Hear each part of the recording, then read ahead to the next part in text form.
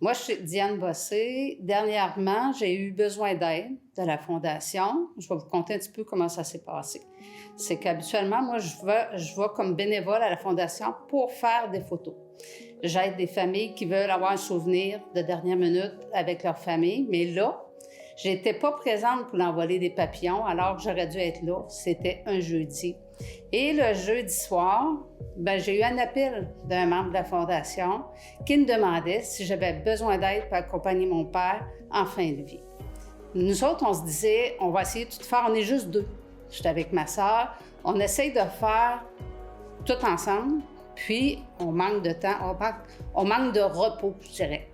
Finalement, là, j'ai parlé avec les personnes en me disant, je ne veux pas demander aux personnes plus ce que je suis capable de faire, selon.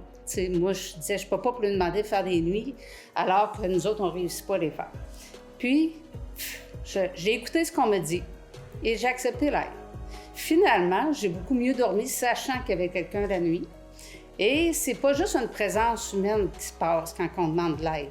C'est tout le côté humain, tout le côté écoute, très enveloppant. Fait que la madame, elle nous a dit, parlez-moi de votre père. Ça a été fait vraiment de façon très respectueuse, puis c'est comme ça nous a donné un plus. C'est pas juste, tu sais, elle, pour elle, il s'intéressait à la personne qui était là, même si elle n'avait pas de connaissance avec lui. Fait que ça nous a rassurés en même temps, puis on a dit, regarde, c'est parfait, on ne pouvait pas demander mieux. Donc, on a demandé le jeudi soir, on a commencé à faire des horaires, puis mon père est décédé le lundi. On a eu droit à toutes les nuits pour se reposer jusqu'au lundi matin. Puis même, je vous dirais que la dernière nuit, j'étais supposée prendre la relève à 5 heures le matin, je me suis rendormie. Fait que là, ils m'ont appelé, puis on dit, là, la madame a dit que ça allait pas bien. Les infirmières m'ont appelé.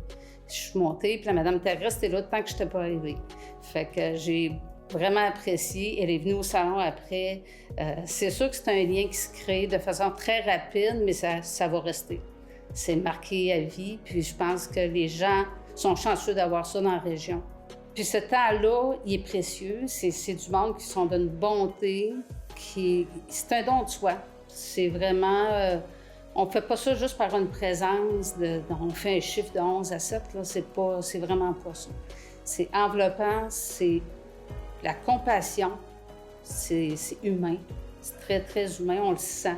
On se sent comme ça, vraiment respectueux quand il rentre dans la chambre, en silence. C'est tout le côté humain à l'état pur. Moi, c'est comme ça que je vois les gens qui travaillent bénévolement dans ces organismes-là. C'est vraiment un don de soi. J'aurais pas osé demander de moi-même, alors que je savais que c'était là, puisque je faisais du temps pour eux autres. Mais je pense qu'il faut oser. Il faut oser. Ces gens-là, ils ont une bonté extraordinaire. Ils ont vraiment un plus à nous donner. Fait qu'ils donnent, puis nous autres aussi, on donne via ce phénomène-là de fin de vie. Je pense que c'est vraiment très touchant. Très touchant, puis je recommanderais aux gens de ne pas se gêner de demander de l'aide.